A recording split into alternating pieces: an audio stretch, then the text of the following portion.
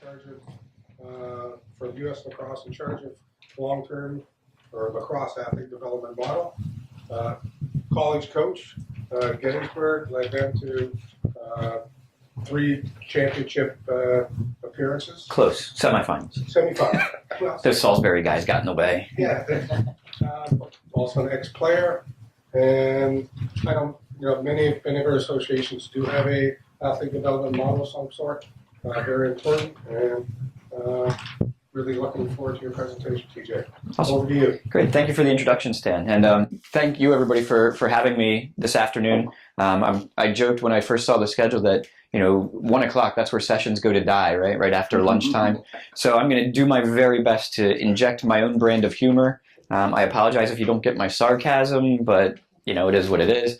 And hopefully, over the next hour or so, share some kind of insights and some of the actual science behind what we're doing in the space with athlete development. There's a perception, if you will, out there that this is all about just fun and having the kids out running around and letting the inmates run the asylum, and it's a playground with lacrosse sticks. And to some extent, that's absolutely true. But there's legitimate science behind why this is a better opportunity for us to engage kids and help them learn, grow, and develop in a better way to lead healthy, active lifestyles, and hopefully stick with our sport for a very long time. So that's kind of the gist, the overview of our presentation, or my presentation, is the what and the whys of LADM, or the Lacrosse Athlete Development Model. So I want to start off kind of a little bit of historical perspectives, right? Where this came from. This is not anything new. We're not reinventing or inventing anything, right? If we look at ancient Greece, 400 BC, right? Training athletes, right? Well, not necessarily athletes, I should say, more like soldiers, right? For the army, through a pretty similar progression to what you'll see in our athlete development model. 7 to 17, right? In their initial training. Now we're getting them ready into the reserves. So we know there's more training coming. And when they're 20 to 29, when they've reached their full physical maturity, right? They're ready for full service in the Army, right? If we hop ahead a little bit here, right? We look at Russia in the 1930s, right? Again, for my Canadian friends that know the LTAD model, I mean, that's almost identical to what's in there. But hey, ready to start, right? And it's all about labor and defense. So we've taken, some things that have always been there, but now applying that to sport and taking the science and the research that's behind it to, I'll say, validate it, if you will, or make it legitimate. Right? So this is probably the most popular kind of athlete development model out there. It came from Istvan Bai and some of his colleagues, Richard Way, up in Canada, right? And this is, kind of what they came out with. And it's very general. It's not sport specific. But it's all about what are the right things to do at the right times for kids in terms of training them in athletics. Then about 3-4 years ago, at the USOC, they took what was going on with USA Hockey and their very successful American development model for hockey and said, hey, you know what, this is good stuff. This is really working. So we should kind of look at how can we put out a general framework that we can give to all sports, so that they have a framework to follow as they build into theirs and try to replicate what hockey has done so successfully. Again, similar stages, right? It's all about discovering, learning, playing, right? Development, right? And then we get into our high performance type areas. But the ultimate goal is that active for life, participate and succeed, right? Or thrive and mentor and be engaged in the sport for life. Which then led to our version of the model, right? So there's a lot of different versions out there, and everybody has to put their own kind of marketing spin or twist on it based on who your coaches are, your demographic of parents, whatever. But you see very similar, right? With the idea of, we start them out young with a high focus on physical literacy, teaching them how to use and move their bodies. We have to do that before we can expect them to be athletes, right? If you're not physically literate, it's pretty hard to be athletic. And then focusing on excellence as they get a little bit older there. But again, the ultimate goal is that lifetime engagement, and most importantly, the idea of squaring the pyramid. Right? We can kind of all agree that youth sports, or basically all sports, are a pyramid, right? And unfortunately for us in youth sports, it's getting younger and younger, the tip of that pyramid. Right? We're seeing 70% of kids dropping out of youth sports by the age of 13, 75% before they get to high school are not participating in sport anymore. And I was talking a little bit earlier with a couple of people in the room that we're winning a race right now in the United States to being the most obese nation in the world. That's a problem, right? So this isn't necessarily just a solution to a problem. It's also a framework for better lacrosse, better athlete development. So what is it, right? As we look at that model, it's philosophical. This isn't something that sits like in a nice little box and I can, hand it off to somebody and go, hey, here's athlete development, right? It's a philosophy. It's a way of thinking. It's a way of doing things, right? It's not just an online course and you now do athlete development. So it's based on research, right? What's going on inside kids' brains, what's going on inside their bodies, how they develop, right? It's aligning things with how you train them with those different markers, and we'll talk about those in a little bit. And obviously the competition model as well. So our gameplay. So I had this little quote here from one of the recent clinics we did with kids. And this came from a parent of one of the children that were there participating. Very first sentence, I like that they split them up into age groups. We put their child with kids who were like them in terms of their age, right? Parents like it. A variety of stations to keep them interested, right? Video games are kicking our butts in terms of keeping kids interested. So we've got to change what we do, or we're going to see a whole lot more Fortnite dances going on, from our youth, and a lot less sports being played, right? So everybody was new. Everybody was starting from the same place. So you get the idea, right? We're implementing this even in clinics that we're doing for brand new lacrosse players, that it's not the focus on we're going to make you have the most amazing catching and throwing skills at the end of your 90 minutes with us. It's we're creating an environment, we're creating an experience that is new, exciting, right? And hopefully getting the kids hooked on our sport. So when we talk about development, right? Often that's what people think development looks like. We have skill, we have time, and it's nice and pretty like that, right? If I play for 10 years, I must be pretty darn good, right? I'm assuming I'm getting some pretty good coaching, things like that, right? But when it comes to youth, right, and I'm speaking mostly to the 14 and under athletes, that's really not what it looks like. It's more like this, right? They have all kinds of ups and downs, twists and turns. Sometimes they go backwards for a little bit, right? Anybody have children in the room? Yeah. So, they get to, that age around puberty, and all of a sudden things that they could do awesome yesterday, today they can barely walk and chew gum at the same time, right? They trip over their own feet because they've lost coordination, right? So that's their development going backwards for a little while, right? So when we talk about development, there's a couple of different things that we look at. First one is the physical development of kids. We have to do things that make sense for where they are physically, right? If I said, hey, let's go out and take a group of 8-year-olds and enter them into the Boston Marathon, you all would think I was nuts, right? There's no way an 8-year-old should run 26.2 miles. That's absurd. But we put them into SUVs and minivans, and we drive them to tournaments where they run 15 to 20 miles over the course of the 6 or 7 games they play there in 2 days. That doesn't quite make sense physically for those kids, right? So we're going to get into that. I chose this image because it's actually kind of funny. Funny story behind it. So those 2 young men are 12 years old in that photo. 12. Right? That's frightening that those kids are on the same field, both 12 years old. So we were doing a clinic in Florida last year for our Team USA Spring Premiere event, and I just happened to have this image on the screen, and one of the gentlemen in the audience, comes up to me after he goes, "Hey, where'd you get that picture?" And I said, "Oh, would you like to use it for something?" And he's like, "No, the little guy's my son." But here's where it gets better. So the picture's about 3 years old now. So he's like, "Yeah, the boys are 14 now." And I didn't know their ages. I just picked it because of the size difference. So he's like, "Yeah, they were 12. I remember that tournament, blah, blah." They're 14 now. They're going to be at the game tonight, the blue-white game. He's like, would you like to meet him? And I'm like, yeah, sure, why not? You know, these guys are best friends for life, that whole thing. So they come up, you know, Dad finds me during the game, brings the boys over. They're equal. This kid is still built very similarly, not the most athletically built young man.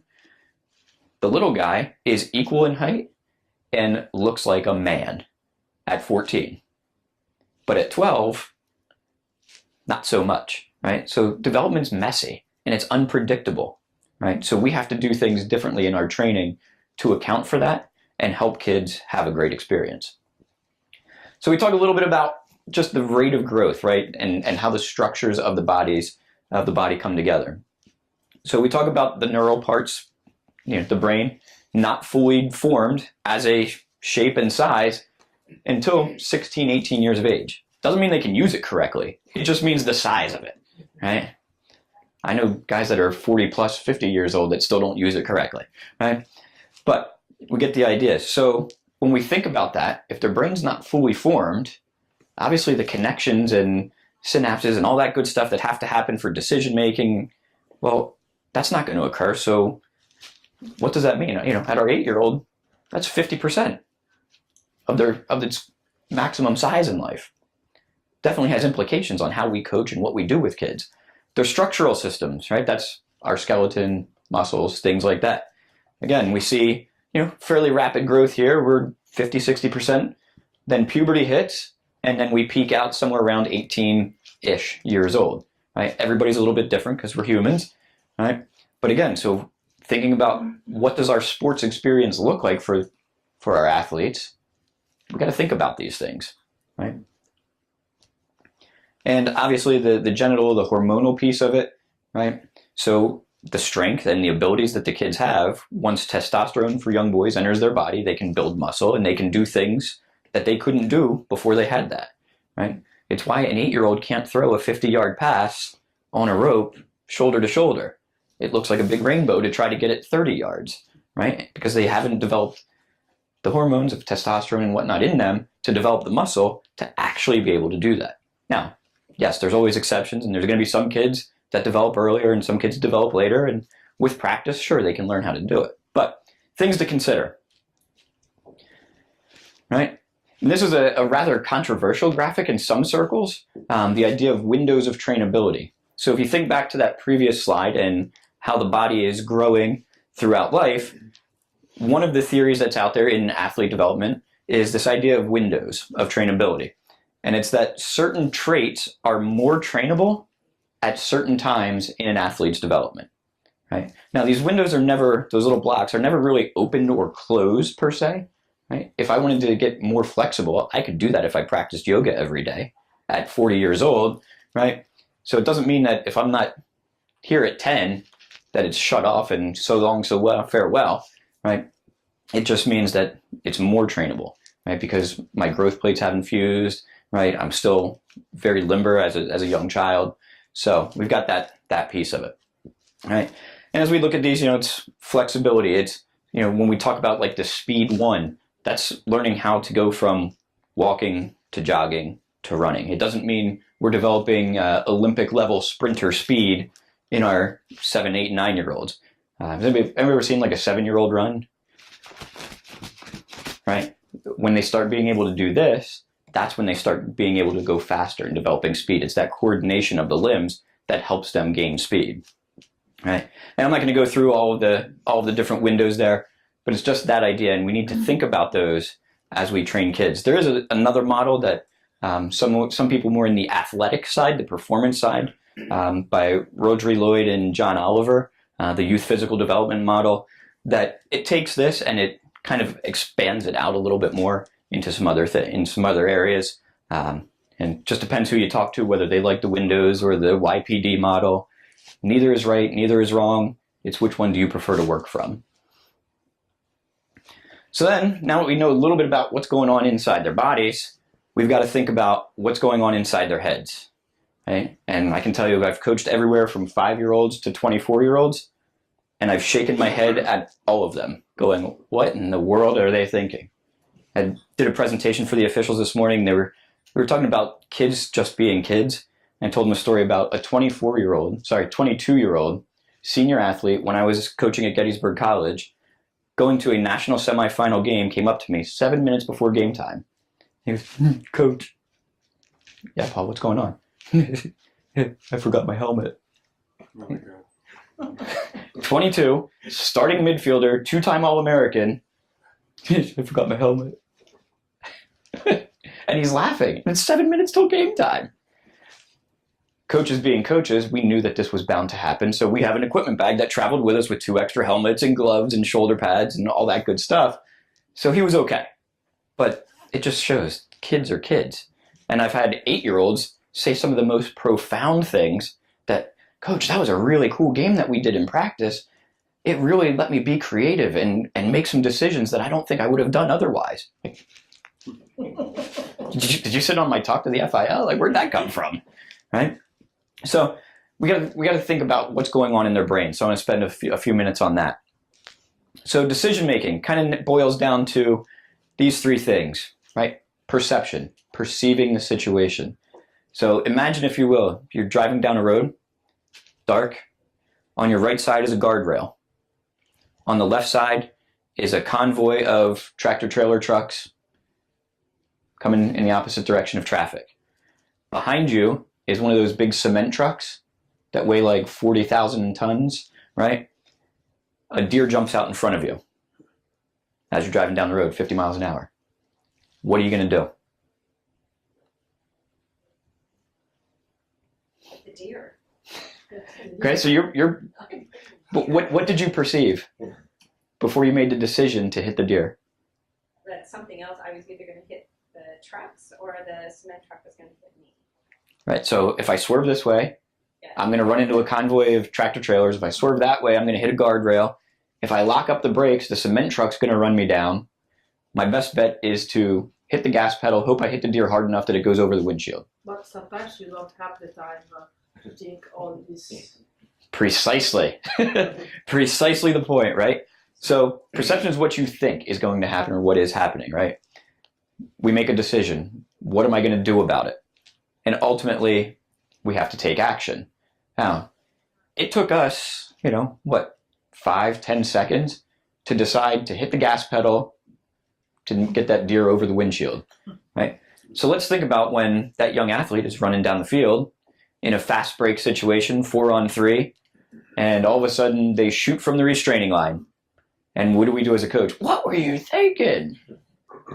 Well, we don't know what they were thinking. They don't know what they were thinking. There was something that they perceived. Hey, I'm open. Nobody's covering me. They made a decision. I'm going to shoot the ball. And they did. Yeah. Was it the best decision? I don't know. I wasn't at that game, right? But we get the idea. We have a lifetime of experience in a variety of situations that helps us get through that process, right? Kids coming up through the ranks in youth sports and youth lacrosse, they don't have that same experience. Lacrosse is new to them, right? So the idea behind athlete development and some of the training methodologies that we use that Kevin is going to talk about a little bit later, and I think Joanna is going to talk about to wrap up the day, is how do we put kids in situations in practice to do that as much as possible, right? And that's a big piece of our ADM work, is putting kids in situations to make decisions, take action, and by doing that, creating better lacrosse players and a better experience, right? It's also about control, right? How many of us have ever said to our athletes, hey, lacrosse isn't black and white, you have to play in the gray? Anybody ever used that phrase in some way? How often do we practice them in the gray? There's always a right and wrong answer, isn't there? It's black and white. This is our man up play. You must run our extra man play like this, right? We do that with kids. And then we wonder why they can't play in the gray. So part of the training piece of it. So where does this all come from? So a little guy called Jean Piaget, right, in the 1930s, did all of his theories on cognitive development. And 1936 was when he published his work on this, right? And still, here we are, 2018, and pretty much any college course that you're going into for teacher preparation is going to come back to Piaget's theories on what's going on inside kids' heads. So I feel pretty confident that it's good stuff. It's probably fairly accurate. So when we look at them and we start wondering, hey, how do I coach these kids? Thinking about what's going on in their brains, the youngest ones, the 2 to 7 year olds, right? Their ego, it's all about me. Anybody ever watched like a youth soccer game of 5-year-olds? And it's just this herd of like 4 kids, 5 kids, just all over the field, right? They're not doing it because they don't know better. Well, maybe because they don't know better. They're not doing it because they're selfish and they all want they are doing it because they're selfish and they all want the ball.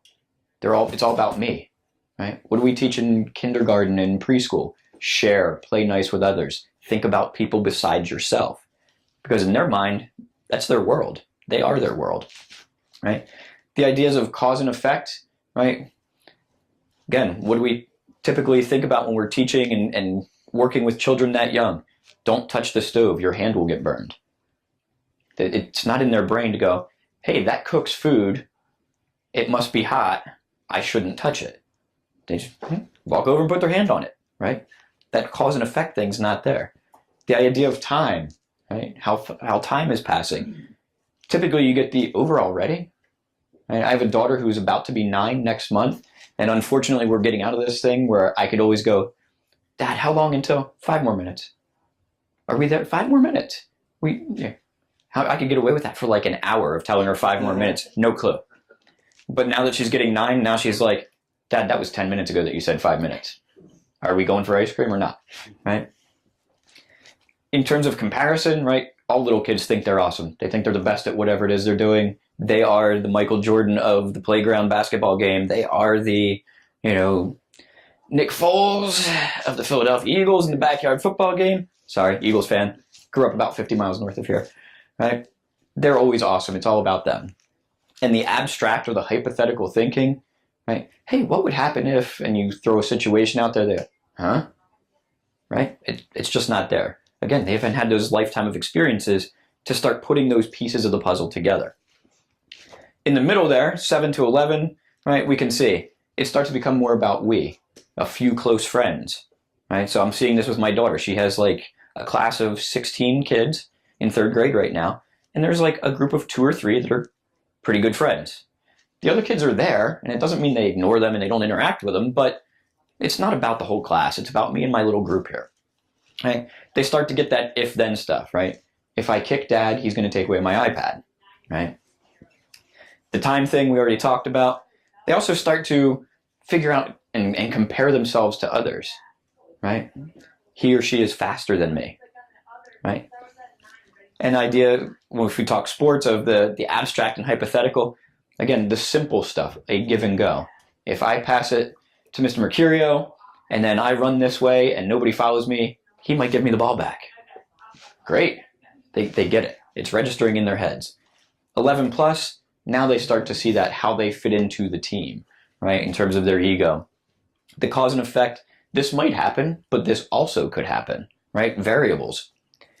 Idea of time, right? We see 12, 13-year-olds that can, have that game sense or, hey, guys, 30 seconds left on the penalty. Come on. We only got to kill 30 more seconds on this penalty, right? Or there's a minute left in the game, guys. We got to pick up our play. There's only a minute left, right? They're getting it, and they understand the urgency of it.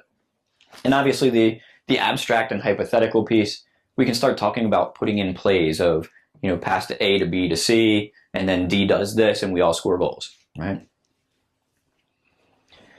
So when you think about what is ADM then, or the LADM, it's our GPS to navigate all that messy information that I just dumped out there.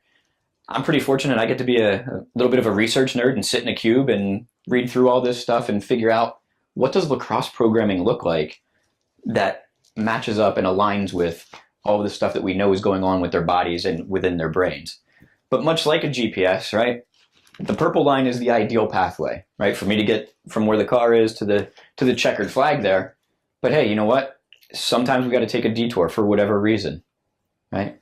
And I might have to go down Ogden Avenue and loop back around on Stewart there, right? And that's okay. I'm still getting to where I want to be at the end, but there's a way to help me navigate it.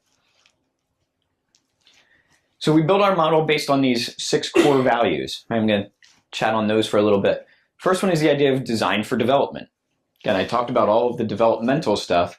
So the programming that we're designing and that we're encouraging people to implement and use in their programs is focused on that, right? It's the right lacrosse at the right time for kids. The idea of multi-sport participation, right? Again, the research is very clear about overuse injury, burnout rates, all of that, right? There's also tremendous benefit to multi-sport besides reducing the likelihood of the negatives, right? We talk about donor sports and the skills that can be transferred over. Anybody ever heard of this guy called Wayne Gretzky? Apparently he was a pretty good lacrosse player, right? And I assume he was pretty decent at hockey, right? So, and he talks tremendously about his ability to play behind the net in hockey was developed on the lacrosse field. And that's where he brought those skills out and it came from, right? Just an example, right? And if you start thinking about, sports like basketball, what does that bring to the lacrosse game? If a kid plays basketball for a season and then comes right into lacrosse season, that kid's got to jump on everybody else in terms of where their mind is at because they've been playing the same invasion type sport for the last 3-4 months of that season, right? The idea of small-sided and free play. So within our youth rules at the 6U level, 6 and under, it's a 3v3 game. Think back to the cognitive development. It's all about me. So why would I put 20 kids out there with one ball?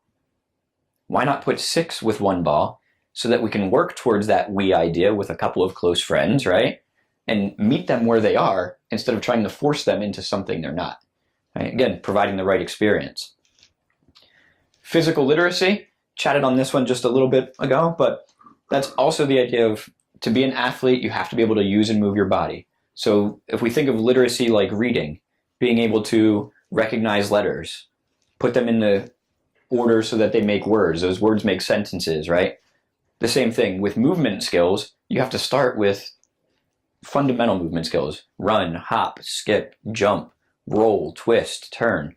Once we can do that, then we can start becoming more athletic and we can talk about developing explosive speed and change of direction. But if we can't skip, we're not going to be able to change direction on the lacrosse field very well. Right? So we've developed some resources around that and do some presenting on that space. Trained coaches, I think most in the room are aware of our coach development program. We believe trained coaches do best, and there's research out there that shows it, that kids are more likely to stay in sport and return and participate when playing for a coach that knows what they're doing.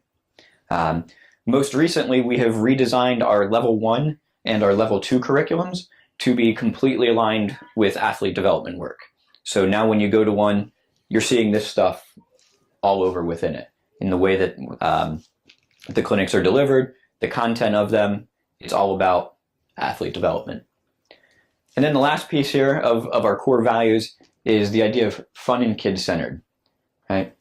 And I think we're kidding ourselves if we don't think that we are in a customer service industry as youth sport providers. We really are, right? And, in the US, it's a $15 billion industry, youth sports. $15 billion on youth sports. Well, if we're not providing a great and an exceptional experience to our customers, they're going to go somewhere else. Video games, social media, whatever, right? But they're going to stop being our customer. They're going to take off. So it doesn't mean that, it's all fun and games and they don't learn and they don't get better and they don't improve and we don't coach them. No, we still do all of those things. But we put the focus on the right things and we take care of those little details to make it a fun experience, but also about them, right? So, why does this all matter, right? Well, why are we, as US Lacrosse, investing staff positions and money and time and whatnot into this? Well, a couple of reasons. One, kids are over-competing and under-training, right? And we see that across all sports. It's not just a lacrosse thing, right? They go and they play 6 or 7 games every weekend at a tournament maybe, and they might have 1 practice a week, right, in the US. I don't know how that is globally, but I would assume it's probably fairly similar, right? So if they're under training, they're not getting the skills they need to be successful there. Adult methodologies are being imposed on the youth, right? As far as I know, most youth coaches are adults, right? We have some junior coaches, 14, 15-year-olds, high school kids that maybe help out, but most coaches are adults. Our last experience as a player is probably fairly similar to how we coach that team. So if the last time I played was in college, and I walk out onto the field with my 8-year-old daughter's team, there's a good chance that an untrained coach is probably going to be using things that they remember from their college days when coaching those 8-year-old athletes. It's not good, right? That's bad. Or they watch a YouTube video of the Johns Hopkins dynamic warm-up, and they decide, you know what, this would be awesome for my 10-year-olds. And they, run 35, 300-yard shuttles because that's what Hopkins does to get ready for the season. Well, yeah, I mean, we can talk for days about why that doesn't make sense, but right, it's appropriate for an adult who needs that type of training. But when's the last time a 8-year-old pulled a hamstring on the playground? Like, that doesn't happen, right? This is a big one for us in the United States, right? Male training methods are being imposed on female athletes. We're seeing a pretty significant rise in the number of men coaching in the women's game. And the women's game is different than the men's game. Women are different than men, right? Nothing surprising there. But unfortunately, again, we go back to that last experience. I don't know a whole lot of men who have played women's lacrosse competitively, if any, right? I don't know, there's a lot more knowledge in this room about lacrosse than probably I have, but I don't think anybody could name a man who played women's lacrosse at a competitive level, right? So I come in and I coach that women's team. How am I going to coach them? Probably like I coached the boys or the men, right? Another one here is the emphasis on short-term goals over long-term development, right? I like to say it's that win by Friday mentality, right? Do what I got to do to win that game on Friday. And if that means, these 3 folks over here don't get to play as much as these 3 folks over here, so be it. I'm the winningest coach at 10U. I got a sweet jacket with an embroidered on the back that says undefeated 10U champions, right? Meanwhile, these 3 had no fun, and they said, the heck with lacrosse, I'm out. I'm going to Twitter, right? And bottom line is, it stops being fun.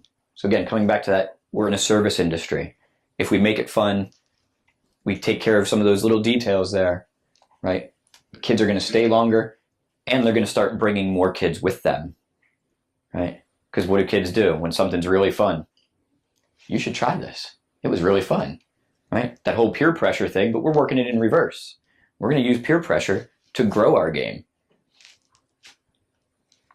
So who does it influence, right? I get asked that, like, is this just about the kids? Who is this for? Obviously, we need to influence coaches. They have that direct connection with the athlete, right? We influence the officials. They're the ones who are overseeing and adjudicating the games, calling the rules, or calling the fouls as needed, right? And making games happen. We influence parents, right? Parents are told a lot of things when it comes to youth sports, right? We believe that as a governing body, we have a responsibility to tell them the truth, right? We're not in it for their dollars. I mean, in some respects, because we're a membership organization at US Lacrosse, we do get some of their dollars, right? But we're not necessarily a part of that big machine that, is just trying to get as much out of them as we can and telling them, oh, if your kid comes to this event, they're going to be recruited and this showcase, that showcase. That's not what we're about, right? We want them to make informed decisions about the environment that their kid is participating in, right? Program leaders, right? The adults who are responsible for putting on the programming of youth lacrosse. Sometimes it's all of those people are also the program leaders, right? But ultimately, that's who it's about, right? It's that little girl who was in, where was that, Mira Mesa, California a couple weeks ago, right? First time she ever touched the lacrosse stick. She's kind of smiling there, right? You can see she's got a look of determination on her face, like, I'm going to do this, right? That's how we know we're doing the right thing, when we see that, right? So who else is doing this? So US Lacrosse are not the only crazy people doing it. the OLA and Canada as a whole has a model that's floating around out there that they're working with, but it's not just a lacrosse thing. This is just a small representation of some of the people, some of the organizations in the United States that are on this athlete development pathway. Out of the, I think it's 54 Olympic and Paralympic governing bodies of sport, 22 of them are actively working on their models currently. I put up a couple there that I'm fairly familiar with and work with regularly. So ice hockey, by far the most successful model. Their participation numbers have gone through the roof since implementing their version of ADM. And the retention numbers, even higher. They were at like a 98% retention rate at their 10 and under category last year with all of their registered players, right? Baseball, they've got their thing. USA football, they're doing some pretty interesting things with flag, padded flag, 7-man, modified tackle. They have some pretty cool stuff on the way in terms of their competition models. But they're also looking at the training environment, because I've watched a fair number of football practices and they can be pretty boring. You've got a team of 150 American football players and there's like 11 of them that are doing something at a time, working on their plays, right? So they're trying to figure out how can we create a more engaging environment. Tennis, right? It's everywhere, right? It's not just us. Oh, so I'm going to head back to that last slide.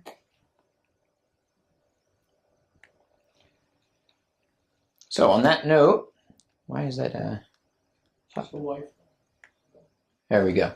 So on that note, I want to first thank you for giving me the opportunity to speak to everybody today. We've got about 15, 20 minutes-ish that I wanted to leave for questions, answers, because I know, our athlete development model encompasses a heck of a lot more than what I put up here, but I wanted to get into a little bit about the what and the why behind it so that when Kevin comes in and talks about how it's implemented in coach development and Joanna comes in at the 3 o'clock hour and does some of the things about the small area games, that there's kind of this tie together of all of our sessions. Thank you very much. It was a great presentation. Rick Mercurio, FIL Chairman, Development Chair. 75% thereabouts prior to high school drop out of sports once they're involved in sport. Is there any data showing the percentage of athletes that drop out that are multi-sport versus single sport participants? In other words, is it decline if they participate in more than one sport, multi-sports? Yeah, absolutely. I couldn't quote you the statistics off the top of my head, but there is research out there that the multi-sport kids are not dropping out. Okay. And if they are dropping out of one, the good news is they're still playing 2 or 3 other sports alongside that. The other piece also I think that is interesting when we talk about multi-sport is it's not necessarily being on an organized team that has focused practices and has formal competitions. Multi-sport can be the kid who likes to go surfing and does that once or twice a week because they live in an area where that's something they can do. The kid who in the wintertime likes to go out and go skiing or snowboarding. It's more of multi-activity. So it's something kind of to consider when we discuss multi-sport is, well, we can't put our kid on all of these different teams. No. For the 6 and 7-year-olds, take them to the playground, right? Physical literacy, extremely important there. That counts if you're keeping score towards multi-sport participation. Kicking a soccer ball around in the backyard, that counts. But there is research out there that, the burnout is a real thing. And kids who are diversified across a variety of sports, they don't burn out because each season is something new. My name's Grant Hewitt with Argentina Lacrosse. So one of the concerns or one of the points you made was around using male methodology with the female athletes. So with Argentina, our male programs are much further down the road. So we've always anticipated that the leadership, the coaching, the strategy for growing the female side is going to be undertaken in the short term by men. Mm-hmm. What is your advice to make sure that we don't go down that negative path of male methodology going into the female growth? Get them training. Get them training. Coaching is coaching, and if you're a good coach, you're a good coach. But you have to know what you're coaching. And men's lacrosse and women's lacrosse are different games, and you're coaching different people. Right? We wouldn't take a art teacher and throw them in front of the math class just because they're a teacher. They have a set of skills that are going to help them be more successful as a math teacher, right, or as an art teacher. So, it's wonderful. Any coach you can have is a great coach, but find a way to resource them properly and get them the training so they understand who they're coaching. Along that same vein, right, I think it's also important that there's training for coaches relative to the age of the athletes they're coaching, right? A college athlete, as we talked about, has much different needs than a 6 and under, athlete, right? I can't do the same things with either of them. I can't do the 6-year-old stuff with the college kid, and I can't do the college stuff with the 6-year-old, right? So I think making sure that there's a focus on that as well of, hey, you're coaching 8-year-olds, this is what you should be focused on, and we're going to either provide you resources, provide you training to do that effectively. We have a tremendous amount of resources on our website that are 100% free in terms of practice guides, things like that kind of outline like, hey, if you're coaching 8-year-olds, here's 10 practices worth of information on what are appropriate games, drills, activities that you can do with your 8-year-olds, right? Instead of just scouring YouTube or wherever you go to get your favorite lacrosse drills and hoping it works and getting frustrated if it doesn't. Okay, thank you. TJ, how long has U.S. Lacrosse been? When did you roll out the ADM? So I'd like to say we soft launched this thing about 3 years ago while we still were in kind of developing resources so that we weren't just going to come out and say, hey, look, we've got an ADM and there's a pretty brochure. We wanted to make sure we had some things behind it to resource coaches properly. So we're right around in our 4th year now with rolling out our ADM. And it's funny, I walk around the convention today and I looked at the convention schedules that are up, and all of a sudden we're starting to see in the presenter topics small area games for development. And not sessions that I'm working on delivering with a co-presenter, but people I don't even know and I've never even spoke to. But it's getting the message is getting out there, and people are understanding what this is about, and it's catching on. Right. So I guess that was going to be my follow-up question.